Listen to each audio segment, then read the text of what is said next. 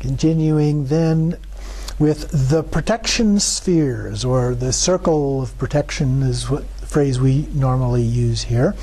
And this is cross-referenced. The absolute is cross-referenced on page 32. So here at the absolute level, samsara and nirvana is the play of absolute bodhicitta. Harm-doers and victims don't have any real existence. Let them self-liberate naturally. That's a phrase that we often use in Dzogchen. Self-liberation. You don't do anything intentionally for that to happen, but you just rest, and then everything arises only as the display of great emptiness and primordial wisdom without object. So nothing manifests in your vision. So from the Rigdzin Dupa text, and this is cross-referenced on page 30, free, and the infinite purity of appearance and existence, even the names of negative forces and obstacles do not exist, yet for delusional adventitious thoughts, the dawns, those are adventitious thoughts, the state of Dharmadhatu sets the boundary. So the appearance and existence is an infinite purity, the essence of indivisible higher two truths. In here it talks, we normally talk about the two truths, which would be relative and absolute, but in here it uses that term, the higher two truths. So it actually divides the lower two truths into two versions, and more specifically the higher truths into two sets. And as I understand it, what they're basically talking about is that the first one would be a conceptual understanding of the higher truth, and the second one would be the actual realization of that truth. But it uses them typically as the higher two truths together. And then the Mandala of Deities. Even the names such as negative forces and obstacles do not exist.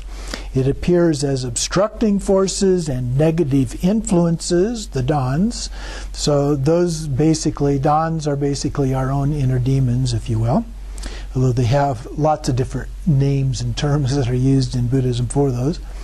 We leave them in the Dharmadhatu, and that is called setting the boundary. Okay, so that's the process of setting the boundary. Sometimes it's much more elaborate.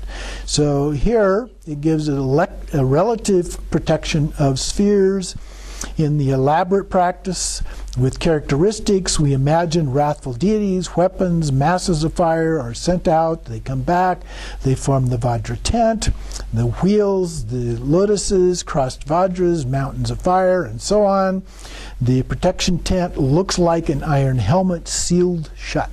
So we have lots of different layers usually involved in that, creating this circle of protection and the tent that goes over and around that. And so to keep all of those inner demons that we sent away from getting back in while we do the practice. So that is the basic process there. And we should be familiar with that from other practices we have done. Continuing on page 113, the descent of blessings, which cross-references to page 233. First, with the absolute, we ascertain all impure, delusive appearances and thoughts bring forth the state of the nature of things, the way they actually are. So very directly, all those obscurations just kind of go poof into Rigpa. So Rigpa shines its light on the vast realms that have been shrouded in darkness of ignorance. Then in the elaborate approach, you are the Samaya Sattva. Intense devotion sends out rays of light from your heart in all directions. Invoke the wisdom of the Buddhas and Bodhisattvas of the 10 directions. And then the Rupakayas arise from the Dharmadhatu and shower down their blessings. And so then in the text it says, from the Dharmakaya palace, free from conceptual elaboration, appear primordial Buddhish Samattabhadra, Buddhas of the 5 families and consorts and emanations in retinue, Lamas in the mind direct transmission lineage, shower down your blessings. So Dharmadhatu is the unborn palace of the Dharmakaya, free from conceptual elaborations. Out of the palace come the primordial Buddha, Samittabhadra. The 5 aggregates are the male deities in pure form. The 5 elements are the female deities, also in pure form. The 5 families are in union, and with their retinues, they arise as one taste with Dharmadhatu. They are the lamas of the wisdom mind transmission lineage. We invoke the wisdom mind and say, please shower down your great blessings and so forth. So the blessings, the empowerments, the qualities are all given to us. And then they send out blessings of the enlightened bodies as tiny deities, and then the speech as seed syllables, and enlightened mind as hand implements. Next, then, we have the invocation of lamas in the sign lineage. Usually we do an invocation then of the lamas, but here it goes through 3 different variations of that depending on the lineage. So the first one has a cross-reference on page 34. From the palace of magical Vajra display emerged Garab Dorje, Manjushri Mitra, Sri Singha, Jnana Sutra, and the rest. Lamas of the sign transmission lineage, shower down your blessings. So the explanation, the commentary says that the half Nirmanakaya, half Sambhogakaya palace comes from the magical Vajra display, the dynamic energy. The various masters listed there also appear then. The signs of the treasury of space were naturally released. We request them to shower their great blessings. The cities and blessings of body, speech, and mind become inseparable then from ourselves. Next, we have the invocation of the lamas of the oral transmission lineage. This is on page 35. From the palace of the Nirmanakayas who train beings, the 8 Vidyadharas and the Lotus-born, 25 king and subjects, and the rest. There should be the 25, there should be a comma there. The 25, the king and subjects and the rest, lamas of the oral transmission lineage, please shower down your blessings. So in the commentary, the palace of Nirmanakaya, the 6 realms benefiting each other to their needs, the 8 great Vidyadharas, the Lotus-born Guru, his retinue, including his 25 chief disciples, the king and subjects, those are the 25, the 8 Mahasiddhas of Yerpa, that's in Tibet, the 100 realized masters of Chuwari, and so on. These are the oral transmission lineage. So the instructions from the teachers manifesting naturally to their perception, the appearance aspect, the magical display of primordial is the magical display of primordial wisdom. And so then we ask the blessings do descend, and this is cross-reference on page 33. Make this mandala glow in vivid splendor. Make the practice articles glisten and sparkle. Ignite the great bliss in our body, speech, and mind. Grant us the siddhis supreme and ordinary.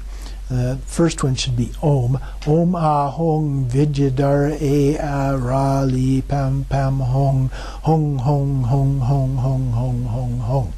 So 9 hongs there. And so the commentary says that they descend in the form of deities, the seed syllables and hand implements and so on. The surroundings are transformed into Akanishta, which is the highest level of all the Buddha realms, and the vast heavenly palace made of the 5 wisdoms. In this mandala, the symbols, their meaning, are perfectly complete, and spontaneously present within the infinite purity, and the deity and realization are inseparable. The mandala is vivid, magnificent, full of splendor, and so on. A perfect, wondrous, magical display. The practice articles become wisdom nectar, make them glisten and sparkle. We bless the body, speech, and mind of the practitioners that are transformed into the three Vajras, indestructible great bliss of primordial wisdom, all the cities, the supreme city, the level of gathering, all the Sagata Lama Vidyadharas, the ordinary cities, the four activities, the eight great accomplishments, and so on. So then it gives a translation of the mantra here, which is cross-referenced on page 35. Om is the enlightened body, Ah, the enlightened speech, Hong is the enlightened mind.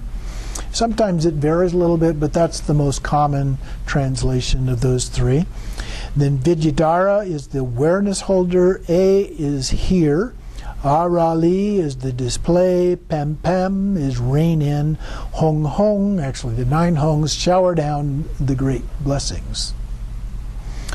And then rain in here rain in here the display of the enlightened body, speech, and mind of the Vidyadharas, and shower down these great blessings.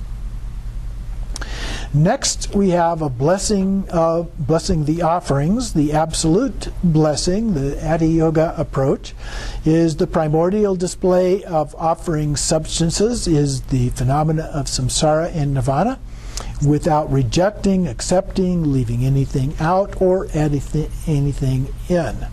We do not need to be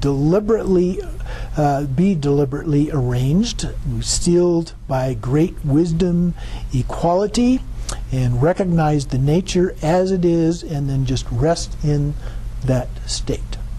Starting to see a pattern here? Pretty much the same. But the understanding is a little different each time. Next, then, we do the Rigdzin Dupa text. The cross-reference is on page 36. Om Ahong, offering clouds of all that appears and exists, are blessed in the Amrita of wisdom, and all outer, inner, and secret offerings become the great miraculous display of Samattabhadra's offerings. So this is the very elaborate approach.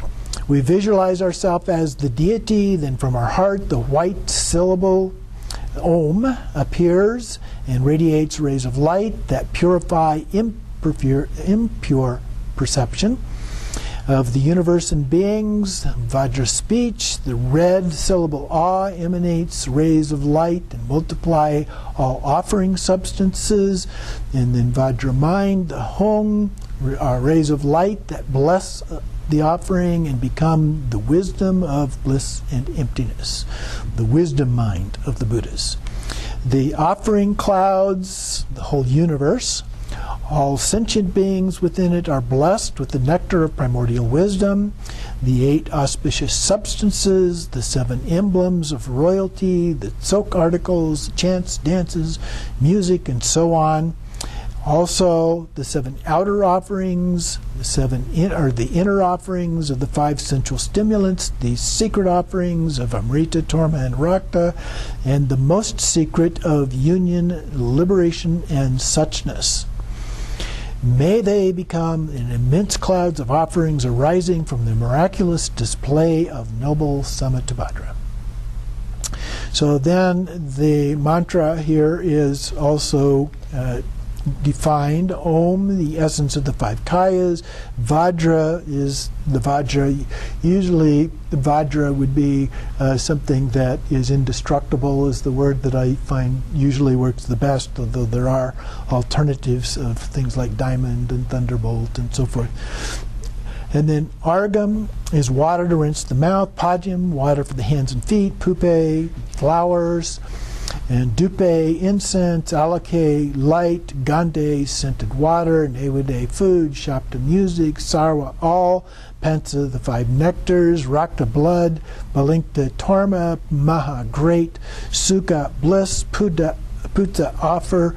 unborn, Hong, the offering of the 5 wisdoms.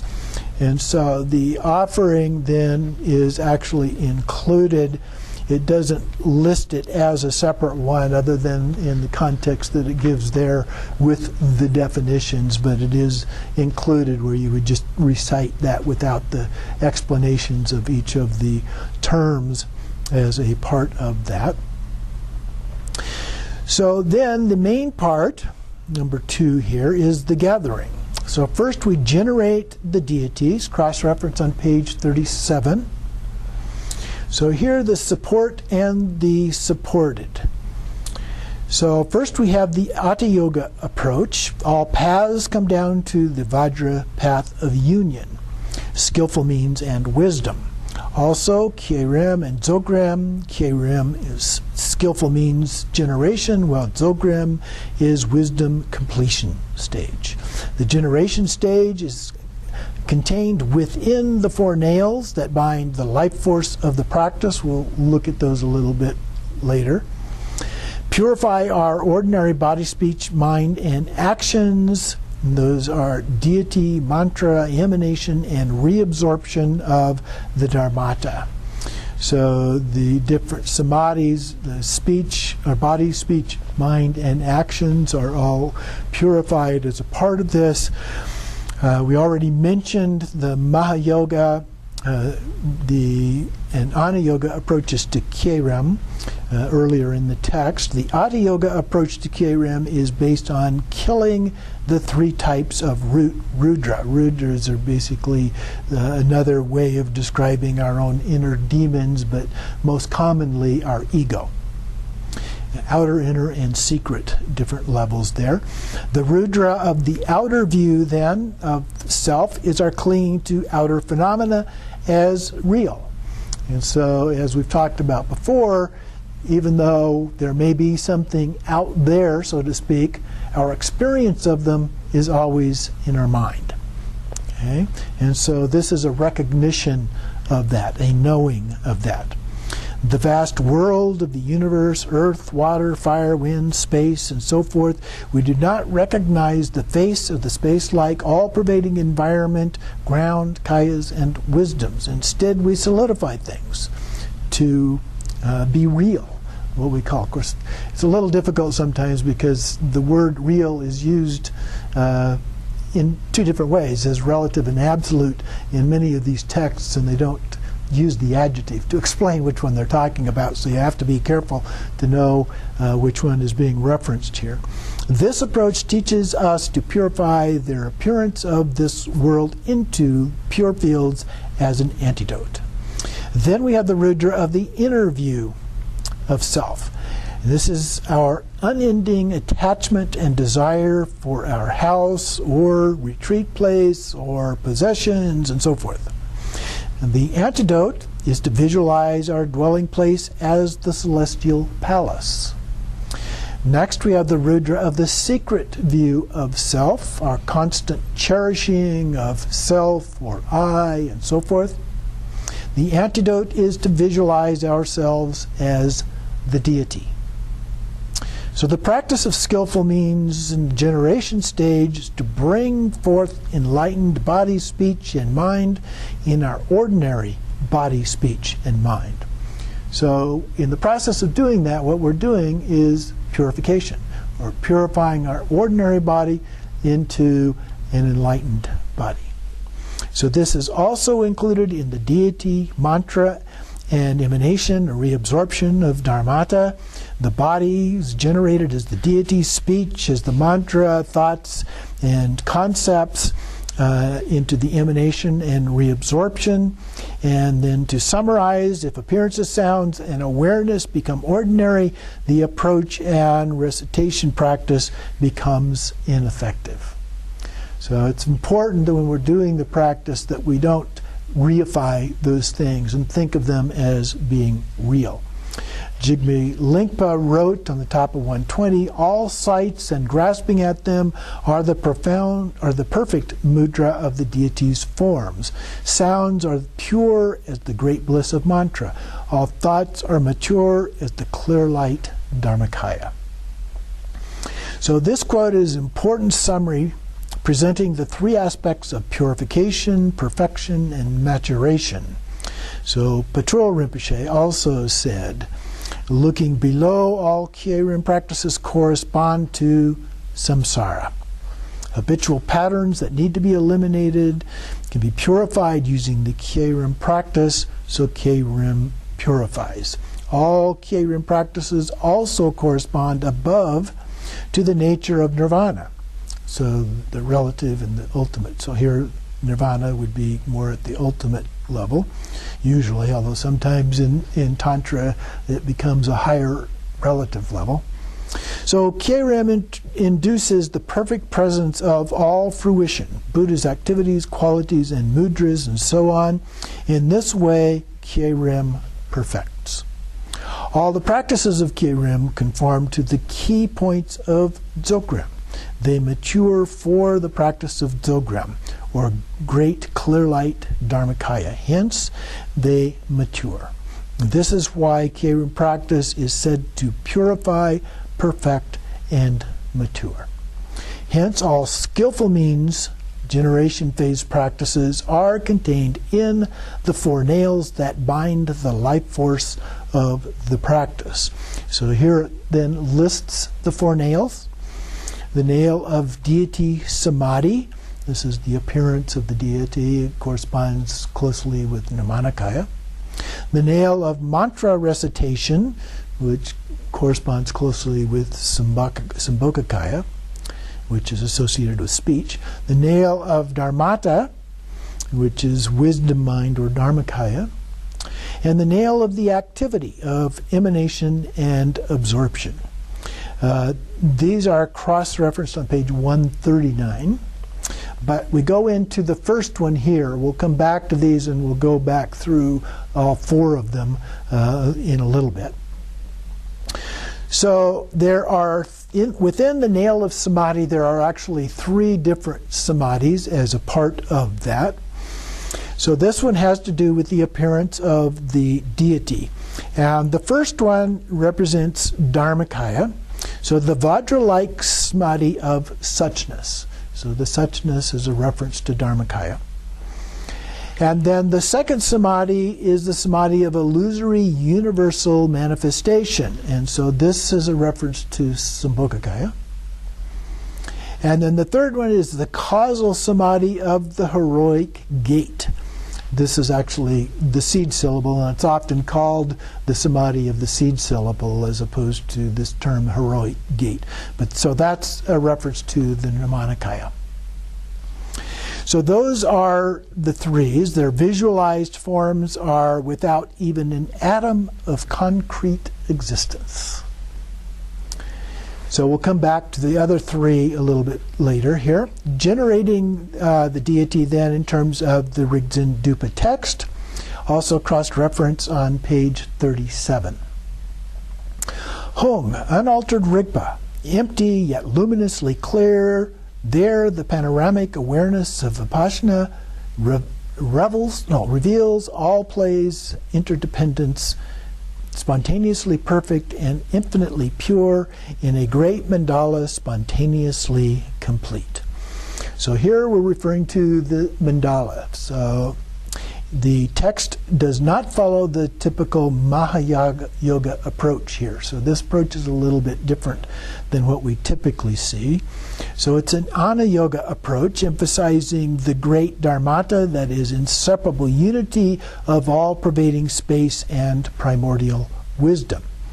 So as we say Hung, which started this particular section, all appearances arising through your deluded appearances are destroyed then and there.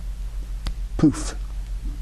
Settle naturally in the state of Rigpa, free of any specific forms, and then Rigpa and emptiness are indivisibly united, the Rigpa of the ground, which is unaltered by deluded thoughts or destructive emotions. Then the equality of samsara and nirvana. Then great wisdom of Rigpa, clarity, and emptiness are the panoramic awareness of Vipassana, which sees the nature of things clearly and vividly, or this is the expression or play of Vipassana, if you will.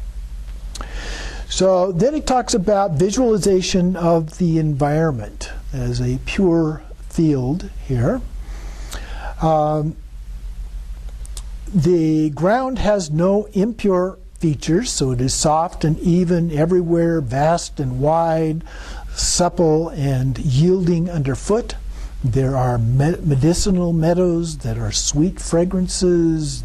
The ground is checkered with squares of the 5 colors, with ravishing lotus flowers. There are stretches of gold sand and turquoise pastures in intermediate areas with lakes and ponds of all size, full of water. Everywhere there are wish-fulfilling trees, all kinds of bird and animal emanations who sing melodious tunes of the Dharma. The rays of light in the 5 colors filled the sky, dhakas and dakinis, the magical display of wisdom, dancing, singing, and playing music. Many kinds of flowers shower down in a delicate rain. In the center is the great mandala. It is the primordial and spontaneously present, perfectly complete. So that's the more elaborate description. Next we have the palace, which is cross-referenced on page 42. Its inconceivable, delightful palace, square with 4 doors and all characteristics with symbols, meanings, and correspondence, all perfectly complete in great unimpeded clarity with no outside and inside in the center.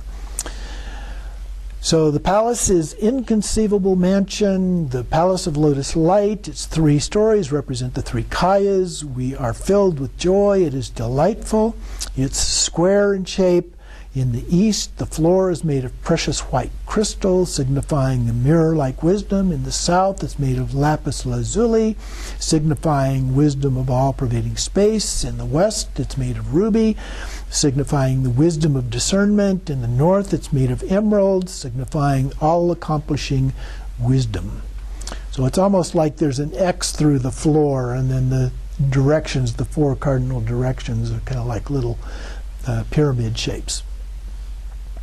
The ceiling is gold, signifying wisdom of equality. The 4 outer walls, there are 4 doors, symbolizing the 4 immeasurables.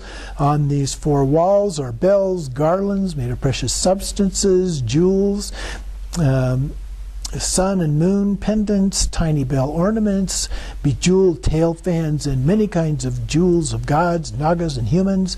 The upper part is adorned with gargoyles of precious substances, and at the summit is a crowning ornament formed of the Vajra and jewel. The outer walls, courtyards, entrance corridors, torana, and the features of these are made with many precious substances and bathed in rainbow light. All the symbols, meaning, and their correspondences are perfectly present.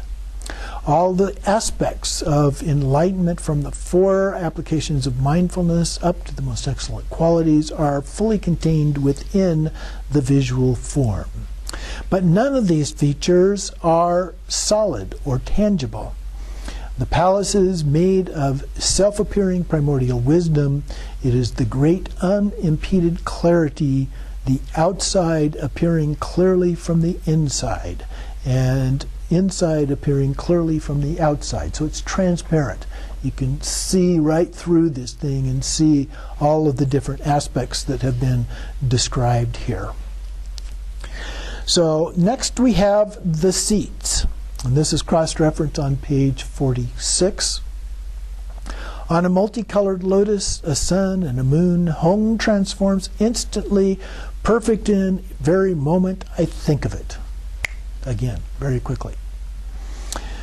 So cross-reference on page 46. A multicolored lotus, a sun and a moon, Hong transforms instantly, perfect very moment I think of it. In the center of this, the palace on a very large and broad octagonal throne is a multicolored lotus. It has 3 layers of 1,000 petals each, white at the bottom, red in the middle, blue on top. On top of the lotus are radiant sun and moon seats. Above them, the causal syllable Hong, the essence of Rigpa, radiating bright and clear rays of white, yellow, red, green, and blue light. Next we have Guru Rinpoche. So cross-reference on page 47. I am the lotus born, prevailing over all that appears and exists, in whom all the Buddhas are actually present, one face, two hands, white tinged with red, a sign of my complete mastery over the three yanas. I wear monastic robes, gown, and cloak. My right hand wields the five-spoked vajra in the threatening mudra. My left hand holds the skull cup containing the long life face. Cradled in my arm is the beautiful goddess Mandala. On my head I wear the lotus hat. I am seated in the graceful posture of royal poise. So the seed syllable Hung transforms into you in the form of Guru Rinpoche. So you are Guru Rinpoche now, instantly. Then the features of his body, or your body in this case, are perfectly complete with the major and minor marks, the ornaments and robes. He's a universal embodiment in whom all the love, compassion, power, all body, speech, mind, qualities, and activities of every Buddha manifest. So you are a full Buddha. The king of Odhyana, the master prevailing over all that appears and exists, that would be Padmasambhava. The lotus-born guru, he is white with a tinge of red, smiling. His eyes are semi-peaceful and semi-wrathful. He is adorned with 32 major and 80 minor marks of a Buddha. His hair partly covers his back. He has one face, the one taste of all phenomena of suchness, dharmata, two hands, signifying interconnection of skillful means and wisdom. His complexion is white like a conch shell with a tinge of red, and signifying the union of bliss and emptiness. His three robes show the perfect mastery over the three vehicles. The blue brocade gown is mastery over the secret mantra vehicle. The three monastic robes show mastery over the Shravaka vehicle.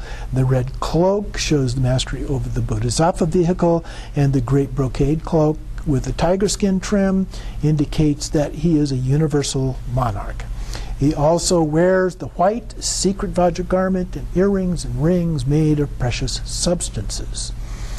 The five-spoked golden Vajra in his right hand indicates he has attained the five kayas.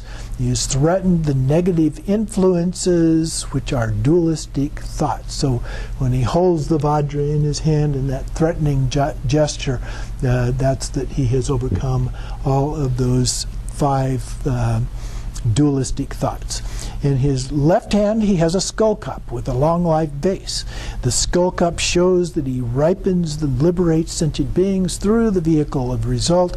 The vase of longevity shows that he takes care of the students through attainment of the level of Vidyadhara with power over life. There's 4 levels of Vidyadhara. And then the left arm, he cradles the beautiful Mandala. He's ravishing and captivating. That shows that he has the embodiment of the 3 kayas with their 7 attributes, who remain neither in samsara nor nirvana. He wears the lotus hat, signifying that he is the master of the 5 Buddha families. And it mentions here that there are 3 different forms of hats. There's one, and it describes each. We won't go through that, but there's one referred to as the lotus bud, one that is the lotus that liberates upon seeing, and the third one is the deer hat, also called the lotus hat, which is the one that he wears here. So next then we have the Lineage Masters, which is cross-referenced also on page 48. So above his head is an expansive shimmering of spheres of rainbow lights. First is Garib Dorje in the Sambhogakaya ornaments, brilliant white, holding a Vajra and a bell crossed at his heart. Above his head is the primordial protector Samittabhadra in union, the color of the sky. Then we'll move on the next page 127 to the 8 Vidyadharas, cross-referenced also on page 49. These descriptions that are given in the commentary are basically the same as what's in the text, so we won't go through both. So around Guru Rinpoche, on each of the 8 lotus petals, in the midst of the 5 colored spheres of light, are 8 Vidyadharas who are accomplished the sadhanas of the glorious Haruka. The names are given in the text down below here. All the Haruka in costumes, each playing Damaru and bell with the 2 hands. They delight in dance with their consorts in the color of their respective direction, or dark blue in the intermediate directions. In essence, they are the deities of the 8 Kagye sadhanas. Okay, so those are then listed down below there with a little bit of description. They play, for example, the Dharmaru with their right hand, the silver barrel with their left, the Dharmaru's sound of the union of wisdom and skillful means of bliss and emptiness. They're enjoying themselves, dancing in union with their consorts and so forth. But most of it is the same as what was in the actual text there. So on page 128, we move on to the other Vidyadharas and deities. This is cross-referenced on page 49. So all around are the Vidyadharas of India and Tibet, the great incarnations, the 25 disciples, that is the king and his subjects, in their various appearances and garments, moving in Vajra dance gestures above the yidams, dakas, and dakinis of the 4 or 6 classes of Tantra, are assembled like seeds in a sesame pod. So the space is filled with all of these deities in the way we normally would look at that. All the Vidyadharas of India and Tibet are there in a huge crowd. The 25 disciples, that is the king and his disciples, all moving about with Vajra-like dance gestures, like optical illusions. Above, yidams, dakas, the 5 dakini families fill the space, like sesame seeds in pods. They all appear clearly without jumbling the details, like illusions, but vivid and clear, every detail precise. At the same time, they are empty. They don't have even a speck of inherent existence. They appear clearly in the great union of appearance and emptiness. Then we come to the protectors. On page 50 is the cross-reference. So the outer pathway is populated by 75 glorious protectors. The 28 Ishvaris and so forth. I mentioned that the Ishvaris are animal-headed Dakini protectors. And then continues on, all the Samaya-bound guardians who abide by the command, who swirl like the wind.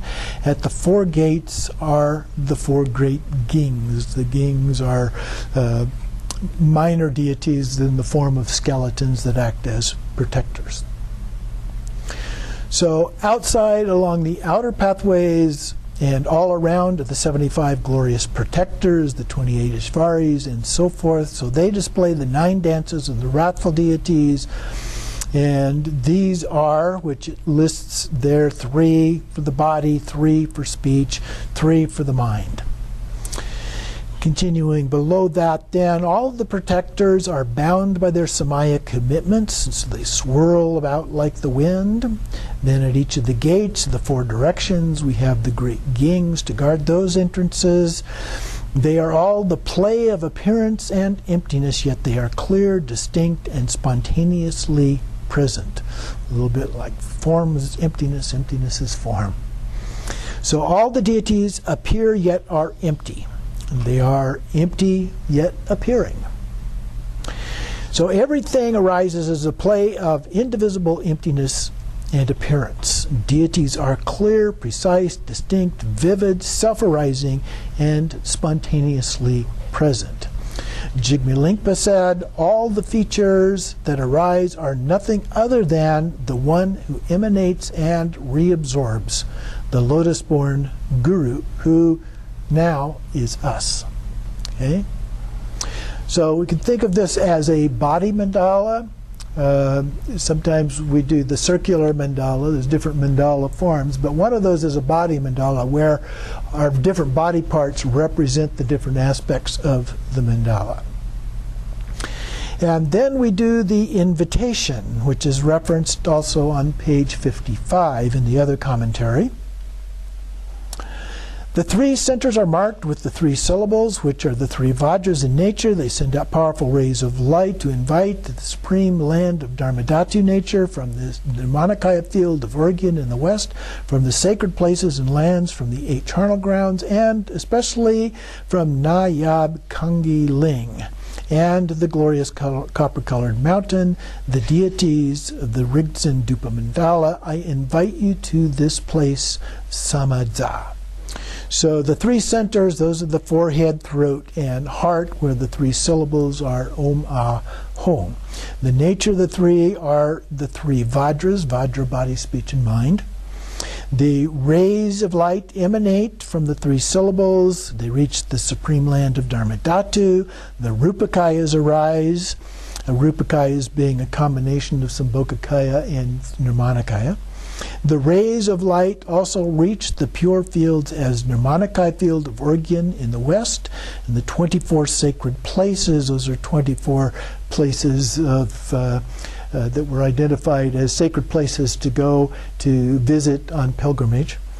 And then the 32 sacred places, the 8 great charnel grounds, and so on, and especially the Nayab Longchen Ling, the land of the Rakshas. Rakshas, again, are other demons. Those tend to be, in the Hindu tradition, they tend to be identified as man-eaters. And the Palace of Lotus Light on the glorious copper-colored mountain in the southwest. So the rays of light invite all the deities of the mandala gathering together. We say, I invite you to come to this place at this very instant, Samadza. So, we will take a break here. So this is the end for this week, and then we'll continue through the rest of that next week.